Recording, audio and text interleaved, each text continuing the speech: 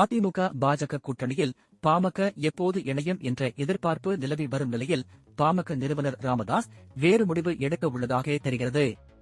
வெற்றி வாய்ப்பு இல்லாமல் இணையக்கூடாது என்ற முடிவில் ராமதாஸ் உறுதியாக இருப்பதாக தெரிகிறது. 2024 மக்களவைத் தேர்தலில் பாஜகவின் தேசிய ஜனநாயக கூட்டணியில் இடம்பெற்ற பாமக இப்போது எந்த அணியில் இருக்கிறது என்பதை உறுதிப்படுத்தவில்லை. ஆனால் அப்போது தனி அணி அமைத்து போட்டியிட்ட அதிமுக தேர்தலுக்கு ஆண்டுக்கு முன்னதாகவே பாஜகவுடன் இணக்கமாகி கூட்டணியை உறுதிப்படுத்திவிட்டது.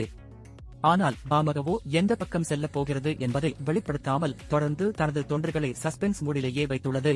சமீபத்தில் நடந்து முடிந்த வன்னியர் சங்க சித்திரை முழு நிலவு மாநாட்டில் அன்புமணி பேசும்போது திமுகவுக்கு எதிராக பேசிய நிலையில் ராமதாஸ் கூட்டணி குறித்து நானே முடிவெடுப்பேன் என்று கூறினார். ஜெயலலிதா இருக்கும்போது 2009 மக்களவைத் தேர்தலில் அதிமுகவுடன் பாமக கூட்டணி அமைத்து போட்டியிட்டது. அந்த தேர்தலில் திமுக கூட்டணியால் பாமக அத்தனை தொகுதிகளிலும் வீழ்த்தப்பட்டது. 2019 மக்களவைத் தேர்தலிலும் அதிமுக கூட்டணியில் பாமக அத்தனை தொகுதிகளையும் இழந்தது. 2021 சட்டமன்ற தேர்தலில் அதிமுக கூட்டணியில் 23 இடங்களில் போட்டியிட்டு 5 இடங்களில் மட்டும் வெற்றி பெற்றது. அதில் 4 இடங்கள் சேலம், தருமபுரி பகுதியிலிருந்து வந்தன. இந்த தேர்தல் முடிவுகள் காரணமாகவே ராமதாஸ் அதிமுகவுடன் கூட்டணி வைக்க தயக்கம் காட்டுவதாக தெரிகிறது.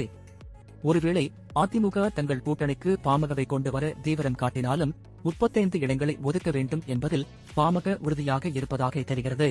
2026 சட்டமன்ற தேர்தலை பொறுத்தவரை பாமக அதிக இடங்களில் போட்டியிட வேண்டும் என்றும் பலமுனை போட்டிகள் இருக்க வேண்டும் என்றும் ராமதாஸ் கருதுவதாக சொல்லப்படுது. அதிக இடங்களில் போட்டி, பலமுனை போட்டி என்று ராமதாஸ் குறிப்பிடுவது விஜயின் தமிழக வெற்றிக் கழகத்துடனான கூட்டணிக்கு பாமக தயாராகி வருவதாகவே தெரிகிறது.